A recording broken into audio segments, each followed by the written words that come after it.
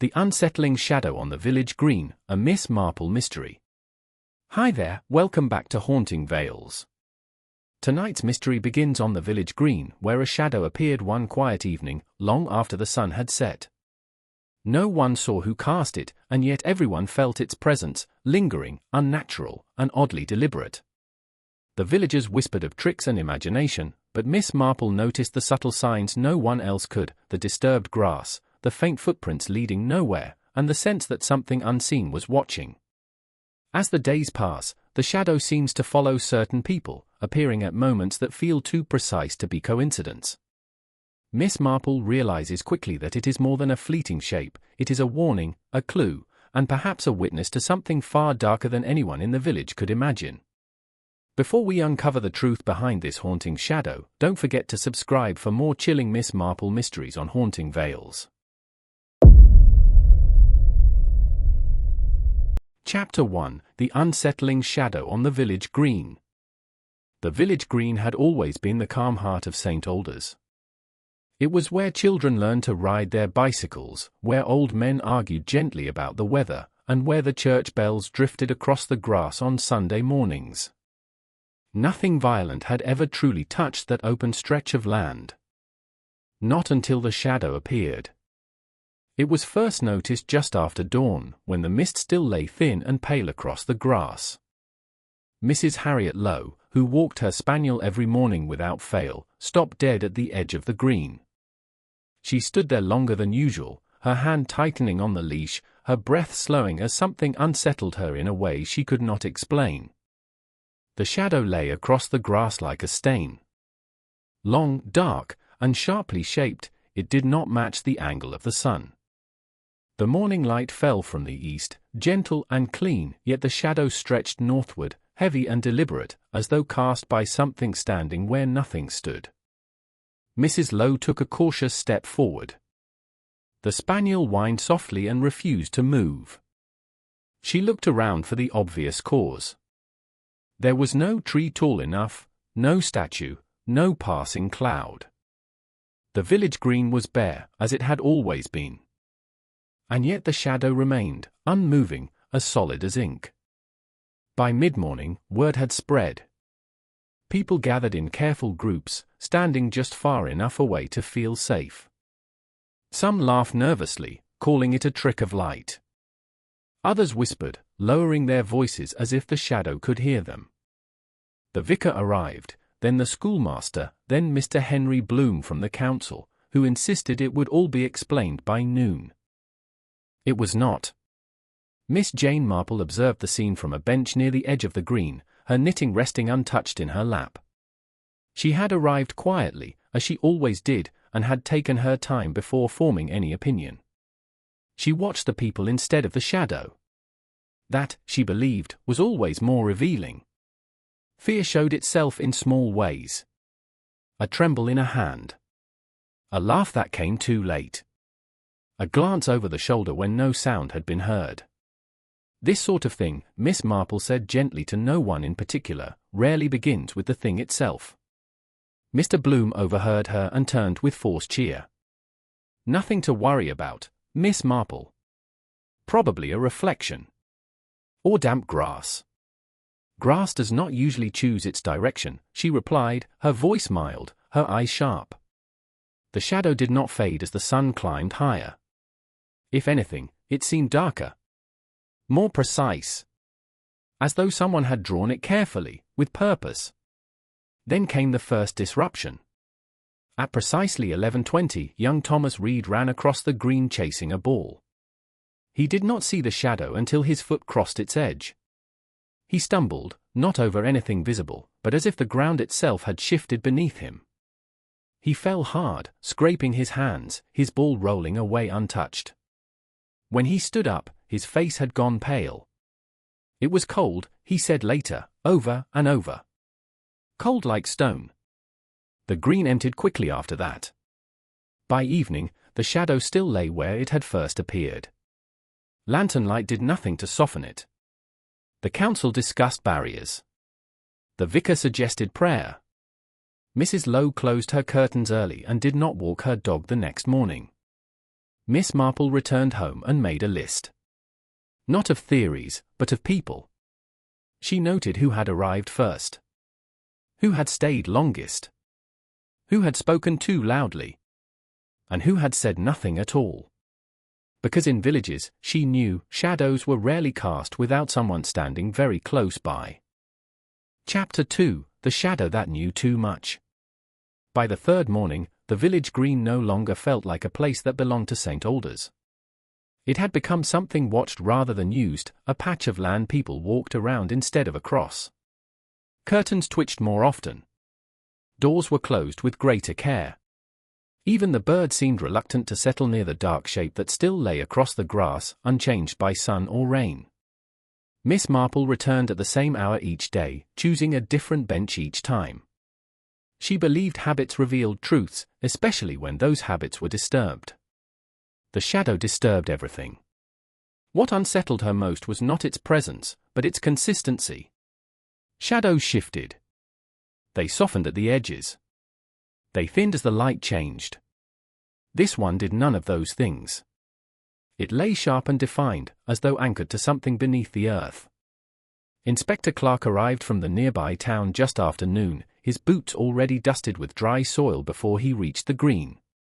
He was a sensible man, young enough to believe in explanations, old enough to be irritated when they refused to appear.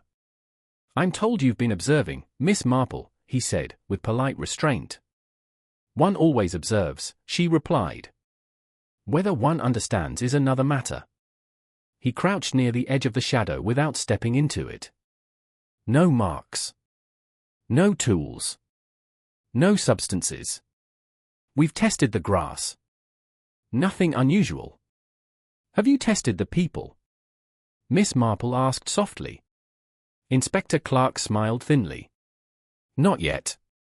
That afternoon, the first argument broke out.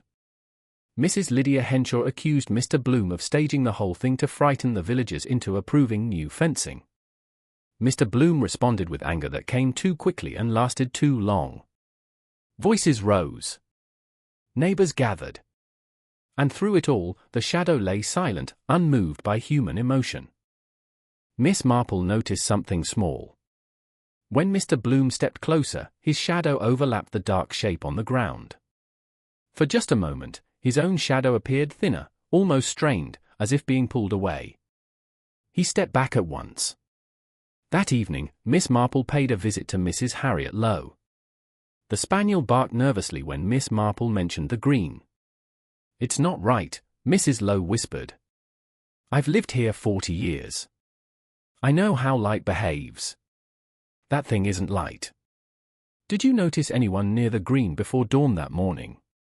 Miss Marple asked. Mrs. Lowe hesitated.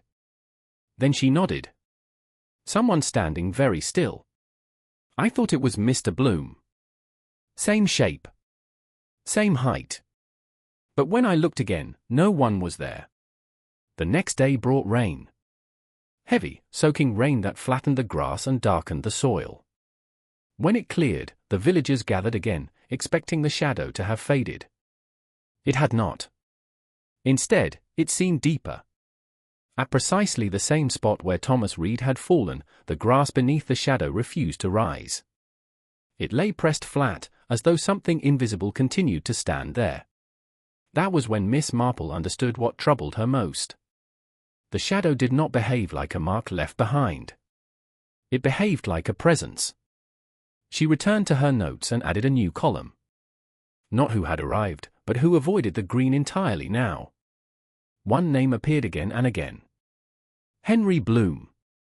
That night, Miss Marple slept poorly. Dreams of long evenings, of secrets pressed into quiet corners, of wrongs never spoken aloud. She woke just before dawn and knew, with the calm certainty that came from long experience, that the shadow was not finished revealing itself. Because shadows, she had learned, only grew longer when the truth was about to rise. Chapter 3, When the Shadow Finally Spoke. The village awoke on the 7th morning to a silence that felt deliberate. No carts crossed the road beside the green. No voices carried from open windows. Even the church bell was delayed, as if the vicar himself hesitated to disturb the air. Miss Marple arrived earlier than she ever had before. She stood at the edge of the grass, hands folded, eyes fixed not on the shadow itself but on the place where it ended. Shadows, she knew, were always truest at their borders. Inspector Clark joined her soon after, his expression tighter than usual. Mr. Bloom did not sleep at home, he said quietly. His housekeeper found his bed untouched. Did she find his boots? Miss Marple asked. Yes. Cleaned. Too clean. They watched as villagers gathered at a cautious distance. Whispers passed between them like drafts through cracked doors. Everyone felt it now. The shadow had changed again. It had not moved, yet something about it seemed more alert, more awake. Miss Marple stepped forward. Inspector Clark started to object, then stopped. He had learned, in the past days, that stopping Miss Marple was rarely wise. She stood beside the shadow, close enough that her own outline brushed its edge. The cold Thomas Reed had spoken of was there, but she did not flinch. Instead, she spoke, her voice calm, steady, carrying easily across the green. This is where you stood, she said. A murmur rippled through the crowd. This is where you waited, she continued. And this is where you believed no one would ever look closely enough. A figure broke from the edge of the green. Henry Bloom looked smaller than he had days before, his shoulders hunched, his face pale with exhaustion. He stopped several paces from the shadow, as if an invisible line restrained him. You don't know what you're saying, he said, but there was no strength behind the words. Oh, I do, Miss Marple replied. Because I have seen this before. Not this shadow, perhaps, but its kind. She turned slightly so the villagers could hear every word.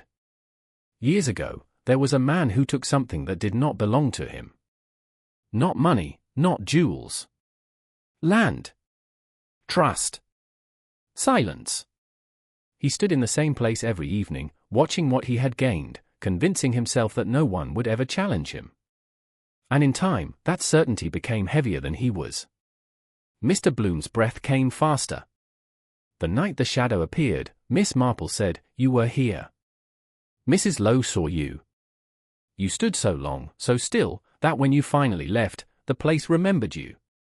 Inspector Clark frowned. That's not possible. No, Miss Marple agreed. Not in the way one might first imagine. But guilt has weight. And when guilt is fed for years, it presses itself into the world. She walked closer to the shadow and pointed to the flattened grass. This green was never yours to alter. Yet you moved the boundary stones. You filed papers quietly. You told yourself it harmed no one. But you stood here often, didn't you, convincing yourself it was right? Mr. Bloom shook his head, but his voice failed him. The shadow knows too much, Miss Marple said softly. Because it was shaped by the truth you refused to face. Inspector Clark stepped forward. Mr. Bloom, you'll need to come with me. The villagers watched in silence as Mr. Bloom hesitated, then took one step forward. His foot brushed the edge of the shadow, and he cried out, not in pain, but in recognition. I can't escape it, he whispered. It follows me. No, Miss Marple said gently. It stays where you left it. When Mr. Bloom was led away, the sun broke through the clouds fully for the first time that week. Slowly, almost reluctantly, the shadow softened. Its edges blurred. Within minutes, it thinned, then faded, leaving only flattened grass behind. The green breathed again. Days later, children returned. Laughter followed. The grass rose back toward the light. But the village had changed. People spoke more carefully now. They listened more closely. And they remembered. Miss Marple returned to her bench one final time, knitting in hand, her work steady and precise. Inspector Clark paused beside her.